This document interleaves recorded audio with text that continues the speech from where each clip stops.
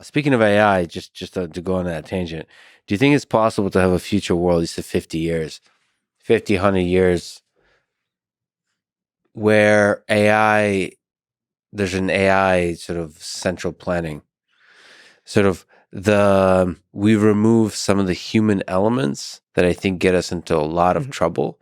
Like you can take a perspective on the Soviet Union, and the flaws of the system there have less to do with the different ideologies and more to do with the humans and the vacuums and how humans fill vacuums and the corrupting nature of power and so on. If we have AI that's more data driven and is not susceptible to the human elements, is that possible to imagine such a world? Almost like from a sci-fi perspective. Maybe in the future you could imagine certain calculation problems that arose during central planning solved through advanced computing. But I would say that there's another whole set of problems with the system that were incentive problems. And I'm not sure how that advanced computing would solve the incentive problems of how do you get people to actually produce things that other people want?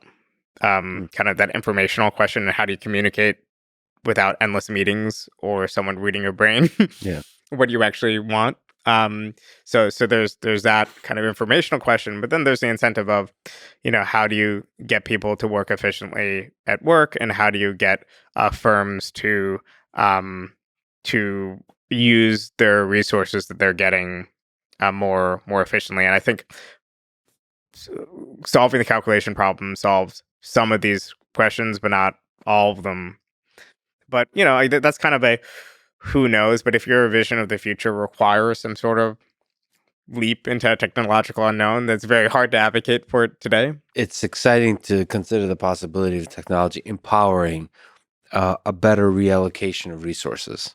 If you care about a kind of the innate value of human beings and think of the mechanism of reallocation of resources, a good way to empower that equality, that it's nice to remove the human element from that. Like if you work really hard and you're really good at your job, it's nice to be really data driven in allocating more resources to you. So, I kind of think that the agency part requires human beings and Yes. conscious human activity.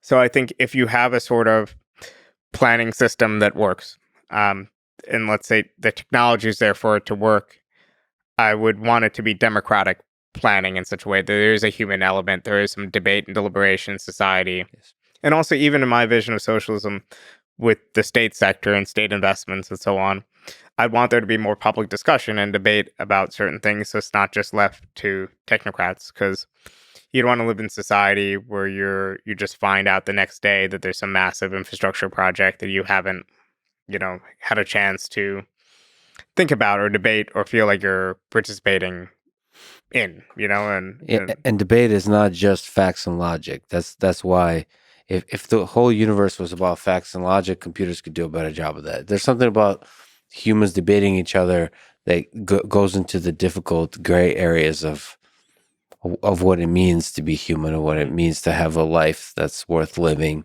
Um, that requires humanity.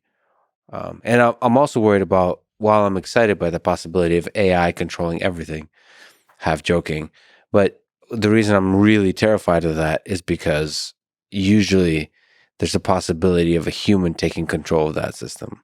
So you now start to get the same kind of authoritarian thing.